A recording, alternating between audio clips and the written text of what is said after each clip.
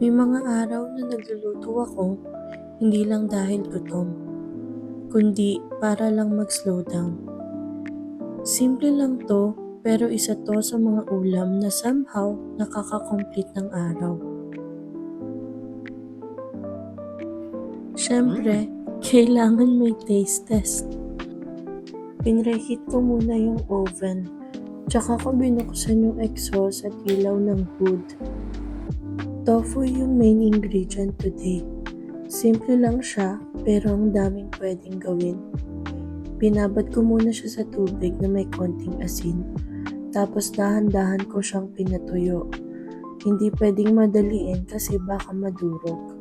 Ilabas ko na yung chopping board at kutsilyo, tsaka ko inumpisahang hiwain yung tofu ng pa-cubes. Kaya gustong-gusto ko itong kinukunan sa iba't ibang anggulo, parang reminder na kahit paulit-ulit may beauty pa rin. Sa isang malinis na bowl, pinaghalo ko lang yung flour,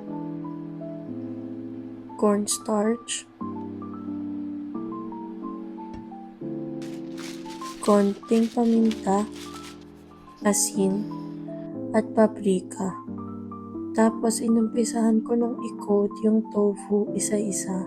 Organic tofu yung gamit ko kaya madaling madurog. So ginamitan ko na ng strainer para mas mabilis matanggal yung excess flour. Inumpisahan ko nang ilipat sa baking tray yung mga tofu. Iniiwasan ko silang magdikit-dikit para pantay yung pagkakabake nila. Ayaw kasi ni Gaga ng oily kaya instead na iprito, ibibake ko na lang siya. 15 minutes ko pala yung ibibake. Pwede mo rin siyang ikot-ikutin para mas equal yung pagkakaluto niya.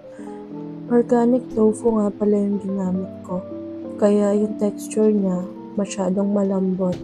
Kaya pag na-bake siya, expect mo na medyo mag-shrink siya. Sa part na to, tapos na siyang ma-bake. Isa-set aside ko muna siya habang ipiniprepare ko ang iba pang mga ingredients para naman sa magiging sauce niya. Naglabas lang ako ng isang sibuyas and then i-chop ko lang siya sa katamtamang laki.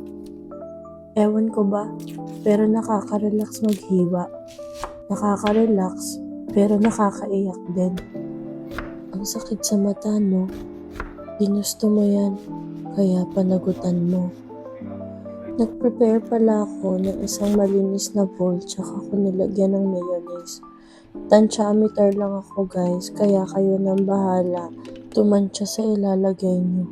Nilagay lang ako ng konting Maggi seasoning at asin. Nilagyan ko na rin ng konting pepper at konting asukal.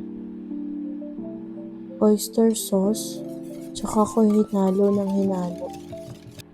Naglagay rin pala ako ng mga 3 tablespoon na lemon juice para mabalance yung lasa at hindi nakakasuya. Dinagdag ko na dito yung baked tofu. May konting sunog-sunog na part yan kasi tinamad na akong iikutin kanina habang binibake. Sinunod ko na rin ihalo yung mga chinap nating onions kanina para lang yung sisig. Ang pinagkaiba lang, binake. Social, diba? Nagdagdag na rin pala ako ng konting chili powder. Mahilig kasi si Gagan sa maanghang. Wala pala akong sili kaya hindi ko siya nalagyan. Sa isang baking pan, nilagay ko na rin dyan yung mga hinalo-halo nating tofu at sauce. Tapos inayos ko lang ng pantay-pantay. Fiesta blend ang gamit ko dyan. Kaya may halo siyang mozzarella and cheddar cheese. Hindi ko dinamihan, sakto lang. Then, inisprinklean ko lang ng Italian seasoning sa taas. Tapos, balik lang ulit sa oven for 5 minutes lang. Matrabaho, pero worth it naman kasi ang sarap talaga niya. Ito na yung hinihintay kong part. Mukha siyang macaroni and cheese. Lol.